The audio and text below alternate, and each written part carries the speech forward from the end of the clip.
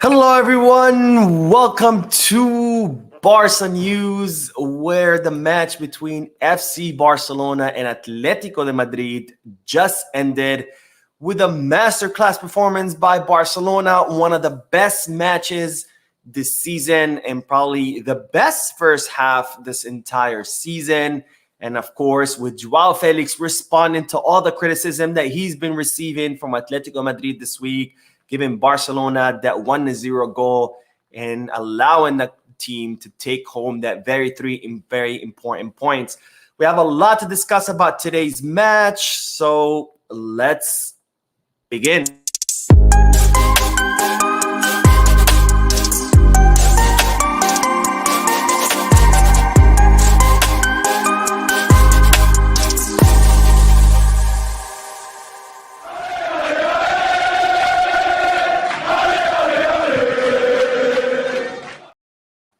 Hello, everyone. Welcome to the post-match live analysis where we analyze Barcelona matches as soon as they end. And the match between Barcelona and Atletico de Madrid just ended with a very important victory by Barcelona, taking home 3 very important points that we desperately needed because Real Madrid and Girona won their respective matches yesterday. So Barcelona needed to take home this victory in order to stay in the race for La Liga, because had we lost this match, I think it would have been much more harder to recover the distance between us and first place, which are Real Madrid. And more so when you take into consideration that Barcelona have to play against Girona next week. So this was a very important victory, and we take home 3 very important points thanks to Joao Felix, who did not crumble under all the criticism that he's been receiving from Atletico Madrid this past week,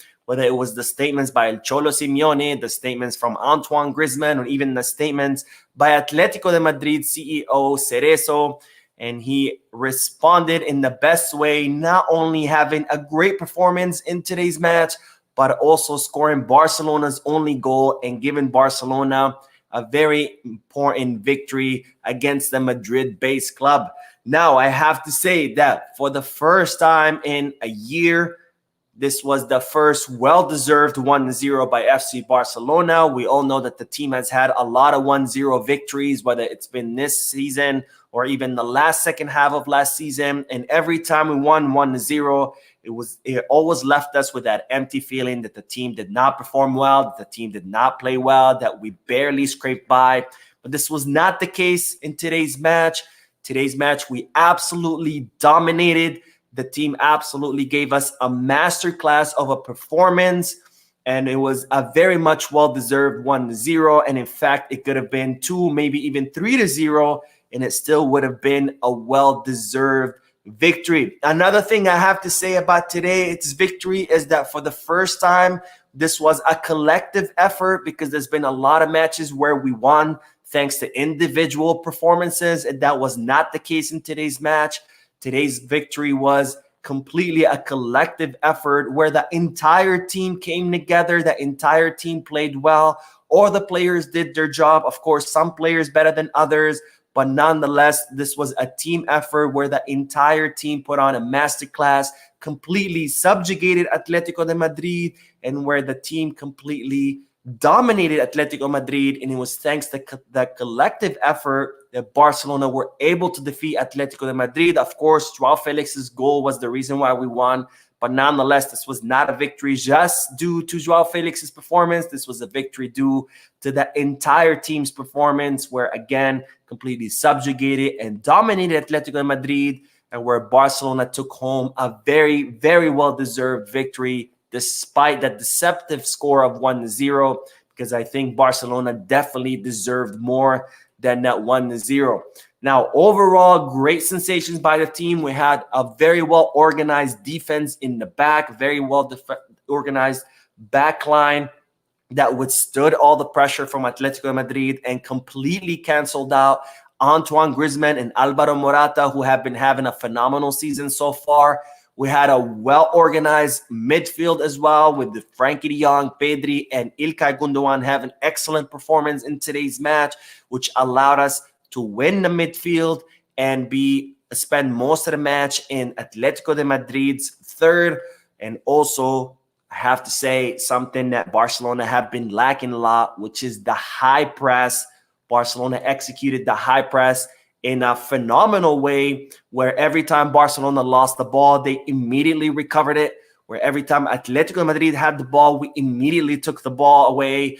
I mean, Barcelona were performing the high press so well that we were getting the ball from Atletico de Madrid even in front of their own goal. And that's how well Barcelona were able to perform the high press, which completely nullified Atletico de Madrid. And for the first 70 minutes of the match, it was like Atletico Madrid weren't even in the match. They had absolutely no way of getting the ball. They were doing absolutely nothing because Barcelona did not allow them to do anything.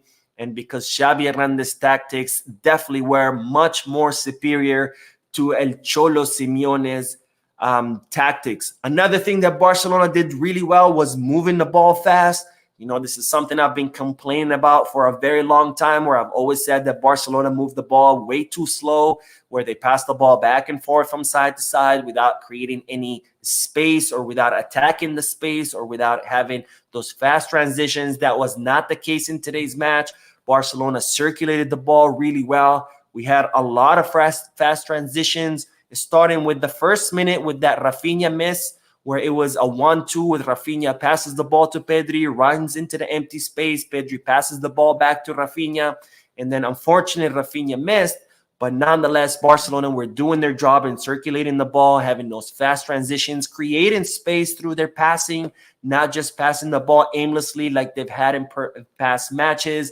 So great effort by the entire team, again, with a very well-organized defensive line, a solid midfield that won the battle for the midfield, a high press that didn't allow Atletico de Madrid to have the ball or even create any plays, and of course, circulating that ball very fast and creating chance after chance, which unfortunately Barcelona weren't unable to finish most of them. But nonetheless, that's what we expect out of Barcelona, to create chances. I don't care so much that Barcelona were missing chances. The important thing is always to create them in the first place, because eventually the team will get into rhythm where they can finish those chances. So I'm very happy that Barcelona were able to create chance after chance. That's what I've been asking of the team, because again, eventually the team will be able to finish those. Eventually players will get back into rhythm as far as finalizing. So I'm not too worried about the finalization. I was more worried about the creation of those chances, because if you're not creating chances, it doesn't matter how on target are your players. If you're not creating chances, there's nothing to be on target on, because your players cannot score anything. They don't have the chance to score anything. But the fact that we were creating those chances, that's a great step forward, because again, eventually the players will get back into rhythm and will be able to finalize those chances. So great performance overall, collective effort, great collective effort, great tactics by Xavi Hernandez. And for the first time this season, I feel really good about Barcelona's performance. I feel really good about this match. And I feel like this was a very well-deserved victory. And hopefully this is the beginning of something great, because we did see an improved performance against Porto, but it wasn't the best performance. This was another step forward. So I think Xavi's team is starting to get out of that route. Of course, we had those long series of matches where Barcelona did not perform well, where they were pathetic to watch, but Porto was one step forward. This match was a giant step forward. Hopefully we can continue this momentum. Hopefully we can continue building on this performance, and hopefully we can start seeing Barcelona performing much better, and we can start seeing Barcelona winning matches the way they wanted today, with a well-deserved performance. Now let's get into the chat section. I know I've been talking for quite some time, but I'm very excited. I'm very happy about today's match. So let's see what everybody's saying in the chat section, and then we will talk about the formation and more about the individual performances of the players. Again, great performance by the entire team. So this is going to be a difficult match analysis. It's much harder to analyze the performance when everybody does well. But nonetheless, we will do just that. So let's dive into the chat section. I know a lot of people were waiting for the stream to begin. So thank you guys. We have 300 people watching. That's amazing. I think this is the highest watching record since I started live streaming. So thank you guys so much from the bottom of my heart for watching this live stream. Don't forget to hit that like button and drop a comment, because that's what prompts the YouTube algorithm to promote this video to other people who've never seen the channel. So thank you guys again. Hit that like button, subscribe to the channel, and let's see what you guys are saying. Mark says, Lewa continues to suck. He scores 2 goals every 10 games, then rides off that till the next 2 goals. Okay, I was actually going to make a video about this, but I will talk about it. I 100%, maybe a 1,000% disagree with this statement. I know Lewandowski has been getting a lot of criticism. Today, he did have a few chances that he wasn't able to finalize. So today, I will say Lewandowski's performance was not good. But I think Lewandowski is getting an unfair criticism by the fans. And this is the reason why. Lewandowski is a center forward. I don't know what people expect out of him. I don't know what people think number 9's job is or what the center forward's job is. But you need to understand that a center forward's job is to finalize chances. A center forward's job is to wait in the box, get a pass, push the ball in, score a goal. That's what a center forward's job is. I don't know what people expect out of center forwards. I don't know what people think center forward's job is. I don't know if people think that number 9s are number 10s. They're not. Center forwards are not Messi. You know, Lewandowski's not Messi. He can't just grab the ball, run past players, and score goals. That's not his job. That's never been his job. A center forward's job is, again, to finalize a pass. He gets the pass in the box, pushes it in. Up until today, Lewandowski has been getting almost 0 passes in the box in every single match. No passes because the team has not been performing well. The team has not been getting him the ball, so he cannot finalize those passes. So if you're not getting the pass inside the box, how do you expect Lewandowski to score? It's kind of like in American football. If you're not throwing passes to your quarterback, how do you expect your quarterback to get touchdowns? How do you expect your quarterback to get catches? He's not going to do it. It's not because your quarterback sucks. It's because you're not throwing passes to your quarterbacks. The same thing here. If you're not giving Lewandowski passes in the box, how do you expect them to score? So I 1,000% disagree with this statement. I know it's easy to attack Lewandowski because he's not scoring. You know, most people that watch the sport, they're always looking for someone to blame. And of course, Lewandowski, his job is to score goals. If he's not scoring, it's easy to blame him. But we got to do a little bit more digging, a little bit more reasoning, and understand why he's not scoring. And it's because he's not getting the ball inside the box. Today, Lewandowski did get 2 or 3 passes inside the box that he missed. So today, I will say Lewandowski's performance was not on par. But to say that he's been sucking all season, you're simply not analyzing deep enough. You're simply just doing a simplistic analysis of the performance where you're just saying his job is to score goals. He's not scoring goals. That means it's finished. Absolutely not. Let's take, for example, the match against Alaves. Lewandowski had 2 shots on goal. He missed 1. He scored 1. And then he had the penalty kick. So let's say 3. He had 3 chances. He scored 2. 2 out of 3. That's an incredibly high scoring rate for any center forward. He got 3 chances. He scored 2 of them. But what's the problem in other matches? He wasn't getting a single chance. He wasn't getting passes inside the box. So he's not able to finalize it. To say that Lewandowski is finished, to say that Lewandowski is done, absolutely misstating it. You're completely missing the target on your analysis, and you have to look a little bit deeper and not just do a simplistic analysis of what the Polish striker is doing. All right, let's see what else. Another comment or maybe 2, and then we'll go back to the match analysis.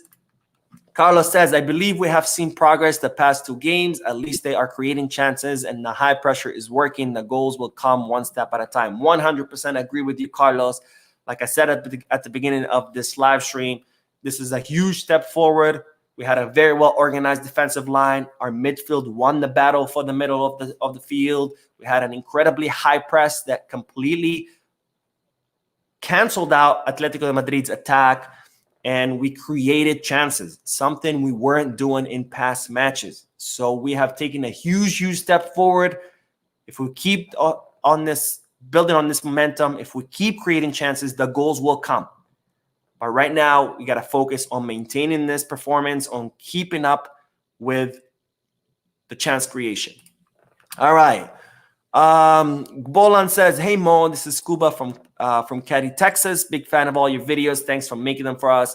Thank you for watching. Shout out to everyone in Texas, and thank you for joining the live stream and your comment. One more, and we'll get back to the analysis of the match. But Victor says, Barca has their confidence back with the bigger wins. Hope they don't flop with the sides slower down the table as they usually do. Look, if the team continues to play the way they played today and continue building on it, I think we could handle anybody.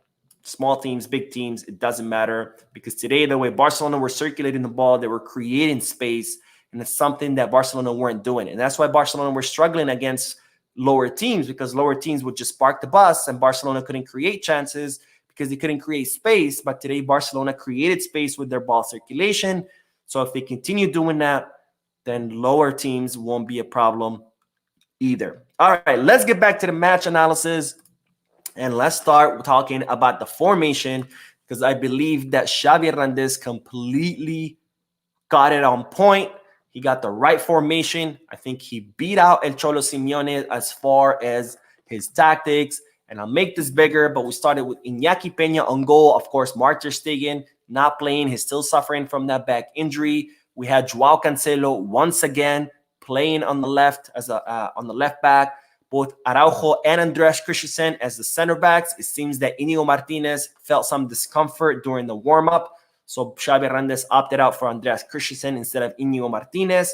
Ronald Araujo, of course, center back, his untouchable center back, and Jules Koundé in the right back position. In the midfield, we had Gundogan as the pivot with Frankie and Pedri kind of playing as interiors.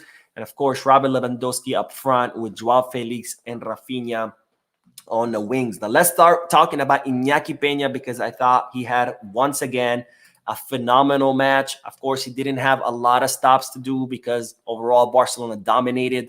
So Atletico Madrid did not create many chances. So overall, Iñaki Peña did not have a lot of work to do, which is a good thing. But when he did have work to do, he did a phenomenal job, especially in that late free kick with Memphis Depay put it right in the corner and Iñaki Peña making that incredible stop. That could have easily been a goal and could have easily tied the match. There was another chance towards the end where Iñaki Peña stopped it with his chest. Again, solid goalkeeper. I think we have an excellent goalkeeper in Iñaki Peña as a substitute. And like I said in a previous video, having Mark ter Stegen injured does not worry me whatsoever. Yes, of course, I would love to have ter Stegen back. He's our best goalkeeper. He's one of the best goalkeepers in the world. But overall, not having ter Stegen does not worry me, because Iñaki Peña is a solid goalkeeper.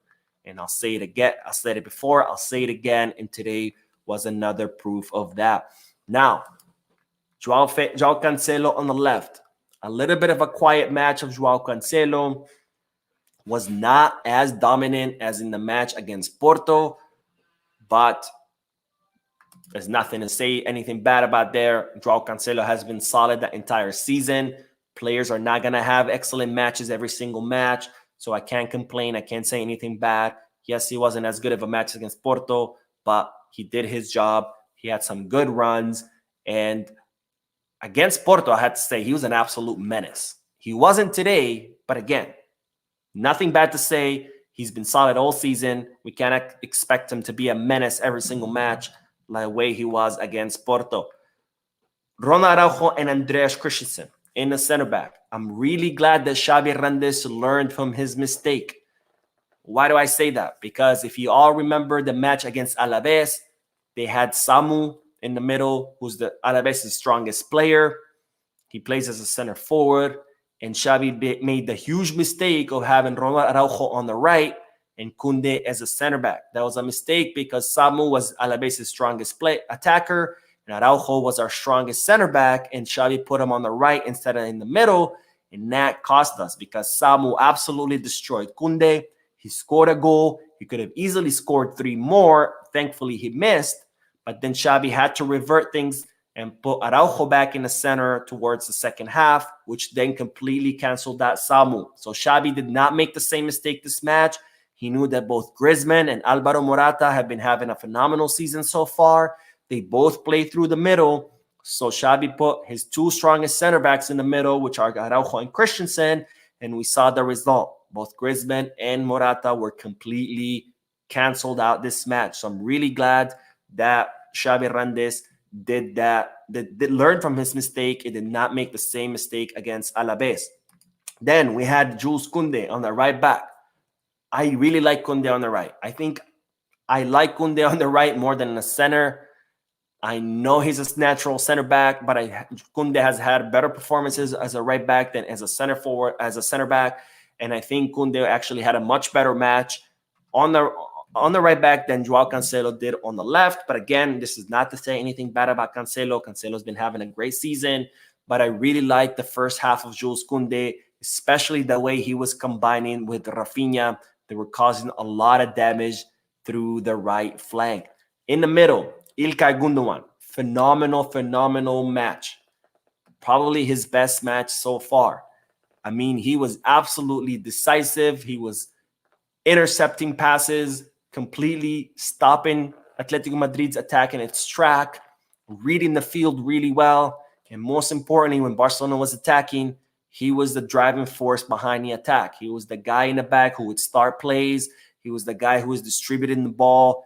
Phenomenal performance by İlkay Gündoğan. We're finally starting to see that İlkay Gündoğan from Manchester City, who won the treble. So very happy with the Turkish-German players' performance. Pedri and Frankie, what's there to say? Those two are absolutely phenomenal every single match. No difference today. Now, I've been talking for a while, so let's head back to the chat section, and then we'll continue reviewing the players and the formation. Let's see what you guys are saying. We'll do a few more comments, and then we will keep going. All right, let's see. Where did we leave off? Norman says, Lewa shouldn't be criticized much because Barca has to improve in ball supplies to him. It's no Lewa who is improved, but Barca players who have to feed their gunmen. 100%.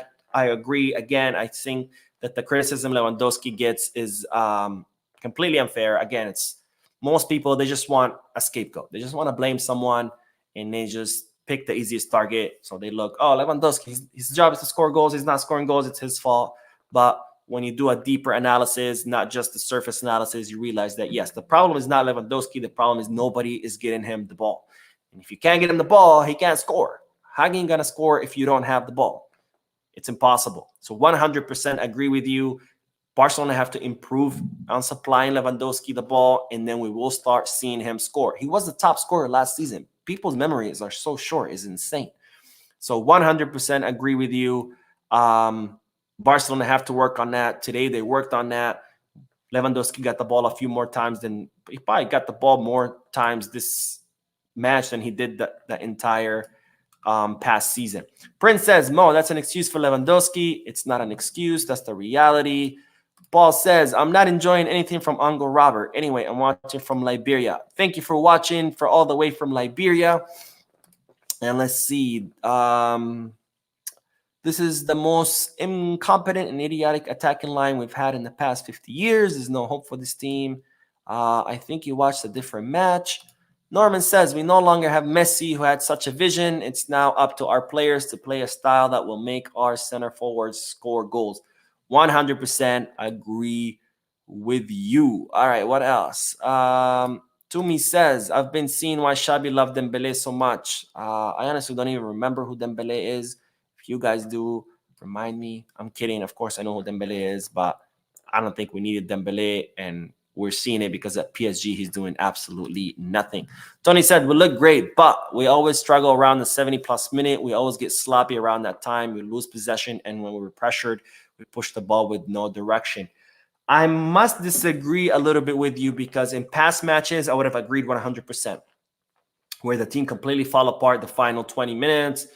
You know, they're asking for the clock, for the whistle, the final whistle. They're wasting time, but not today. I think today what happened is you cannot expect to dominate the match the entire 90 minutes against a big team like Atletico de Madrid. That's just unrealistic. It's impossible. Even Pep Guardiola's Barcelona did not dominate the entire 90 minutes against big teams. So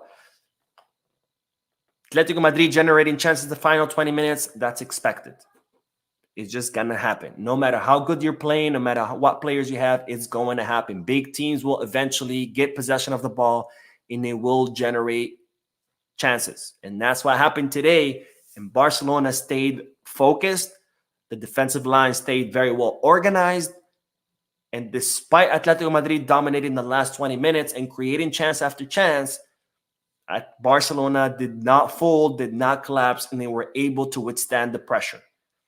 So I don't think it was necessarily a struggle. I get the point that, yes, they did create a lot of chances, and it looked like nerve-wracking, but I wouldn't say we struggled. Okay. Let's see. One more, and then we'll get back to the match analysis. Medic says, Mo, can we agree that Iñaki is a better shot stopper than Ter Stegen? No. Ter Stegen is still the better goalkeeper. Not to take anything away from Iñaki Peña. He's an excellent goalkeeper. We have an excellent substitute for Ter Stegen, but to say he's better than Ter Stegen, no. Far, far from it. All right, let's get back to the match analysis because we got to talk now about our attacking line since we did talk about our goalie, defensive line, and midfield. But let's start with Rafinha, who did have a good first half. Very happy about that because I've always been critical of Rafinha. I've always said that Rafinha is not Barca level because he doesn't really do much. He loses the ball a lot. He cannot dribble past players. He cannot create chances. He just gets the ball, freaks out, sends a cross into the box. But today, we saw a different Rafinha during the first half. He was combining really well with Jules Koundé. He had some good combinations with Pedri and even some good combination with he had that great play at minute 1 where he did a 1-2 with Pedri, was left face-to-face with the goalkeeper, with Atletico Madrid's goalkeeper Oblak. Unfortunately, he missed, but nonetheless, great play. Cannot say anything bad about that play. I cannot be like, oh, Rafinha sucks because he missed. No, it was a great play that he generated himself. He missed. It happens. Players miss. Great first half by Rafinha. He did go missing the second half, which is not good. But nonetheless, great half by Rafinha. Hopefully, he can keep repeating this kind of performance. And more importantly, hopefully he can maintain it through that entire match rather than today where he only did it during the first half and then disappeared during the second half.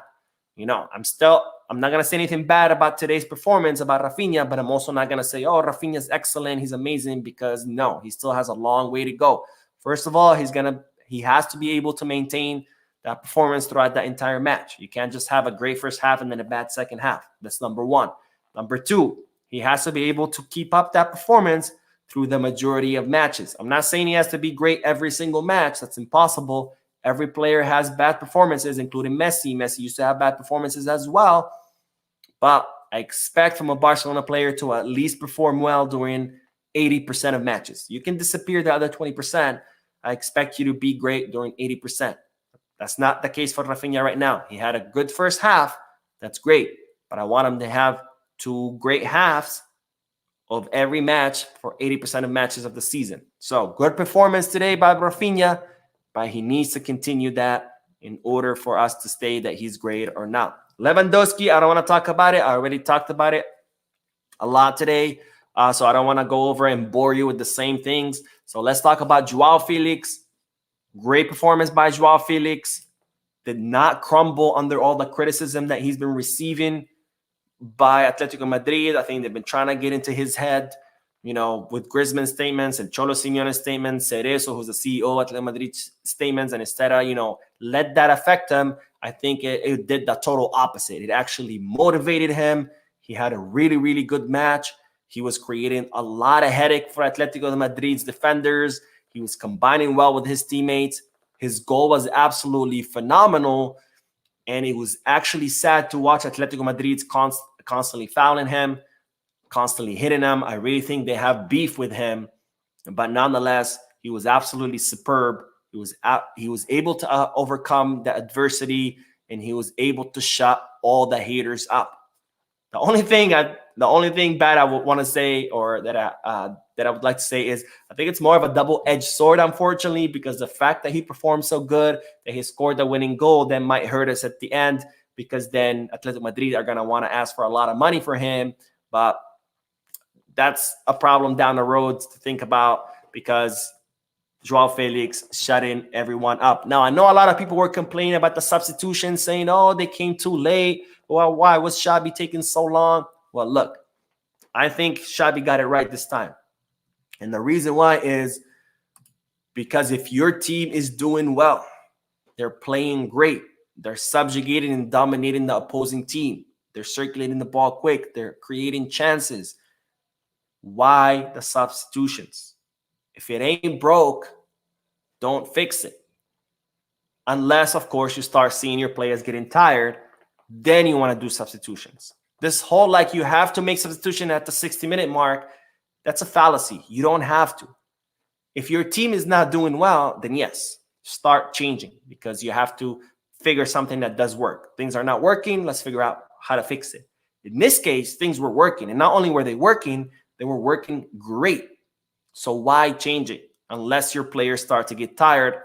And in that case, then you do substitutions, not to fix things, but just to refresh the players. And that's what Xabi did. He started noticing that, Joao Felix was getting hit a lot. Okay, let's get him out. Let's put Ferran in his place. Rafinha, not doing much. Okay, let's put Lamine in. Pedri, he's getting tired. Okay, let's put Fermin in. So to say that Xabi missed the spot on the late substitutions, I don't think so. I completely disagree. Things were doing great. If it ain't broke, don't fix it. Of course, unless your players start to get tired, then you do substitutions. And that's exactly what happened in today's match. So phenomenal performance by the entire team. Goalkeeper, defense, midfield, offense. Collective effort by everyone. Well-deserved victory by Barcelona. Great job by Xabi Hernandez, who completely gave El Cholo Simeone a masterclass and shut him up. And by the way, El Cholo Simeone has not defeated Barcelona at home a single time in his, I don't know how long he's been a coach, 9-10 years. He hasn't defeated Barcelona in Barcelona Stadium a single time. I think it's like 4 draws and 8 defeats, but not a single victory. So his streak continues with defeats against Barcelona in Barcelona's home. All right, let's do a few more comments and then we will end the live stream. I do have to make the news video later today. So let's see what you guys are saying. Let's see. Vincent says, today you are being a good lawyer on these issues, but good views to hear, Mo. Thanks. Evan says that Rafinha really needs to work on his decision-making in the final turf. He shoots very well from outside the box, but struggles with decision-making in the final turf. 100% agree. I think he gets nervous when he gets in the box and he's like, I don't know what to do. Should I pass it? Should I try to dribble? Should I shoot it? And then he just ends up losing the ball. So again, long way for Rafinha before I can say he's a great player. But nonetheless, I'm not going to take anything away from him for this match. Great first half. Hopefully we see more of that. Lamine says, Mo, the boys play a very good game, and we all know that Atletico is a big team with the masterclass players. For me, my opinion is we should work very hard on finishing our chances. Agreed. But again, the first step was to create those chances. And if we are creating those chances, the goals will eventually flow. But if we're not creating chances, then it doesn't matter how much we work on our finishing, how on target our players are, how accurate they are. If there are no chances, then it all goes down the drain. So the fact that we're creating chances, that's great. And Wisdom says, Balde needs to step up. He's lost a starting position. He does. And I think this might be good for him because if we think about it, what Balde was going through is what Jordi Alba was going through. Jordi Alba, for the longest time, had no competition. And that's why we saw Jordi Alba's performance dip. Because if you know your spot is guaranteed, you're not going to be as motivated to work hard to do your best. Because I can give you 100% or I can give you 50%. I'm still going to be the starter because there's nobody to replace me. And I think Balde was starting to go through that because last season, who was his competition? Marcos Alonso, Jordi Alba? That's not really competition. This season, just Marcos Alonso, again, no competition at all. So I think Balde was starting to go through that same thing as Jordi Alba where he had no competition. And the fact that Joao Cancelo has taken his spot, I think this will be great for Balde because now he's going to see, okay, I better play 100% every single match, every single training session because there's somebody who can take my position. Before, that was not the case. So I think it's a good thing. We'll see if he steps up to the challenge. Hopefully he does. Again, he's still young. So I'm glad. Spooky says the referee almost cost us the game today. Really bad decisions at the end. I think for most of the match, the referee was on point. And in the final, 20 minutes, I think he lost control of the match. Unfortunate, but, it is what it is. It's just a mediocrity of Spanish refereeing. One more. Dory says, do you think we'll play the same lineup against Girona? Or what would you change besides goalie if Ter Stegen is back? I think we probably will. because it's worked against Porto. It's worked against Atletico. So I don't see why Xabi would not want to play the same lineup against Girona. All right, that is it for today, guys. 300 views, by the way, 300 people watching the stream. That's pretty amazing. That's the highest amount of viewers since I started the channel. So thank you, 1,000 times. Thank you from the bottom of my heart for joining the live stream, for watching it, for your comments, for everything. Don't forget to hit the like. Again, YouTube has changed its algorithm. Likes now matter more than anything. So just by hitting the like button, you help this channel a lot. And it only takes a second. All you have to do is just click. It's completely free. So please hit that like button. I will see you later tonight. I'm going to do the news video. So thank you again. You guys are absolutely amazing. I will see you later on in tonight's video. And as always, Visca Barça.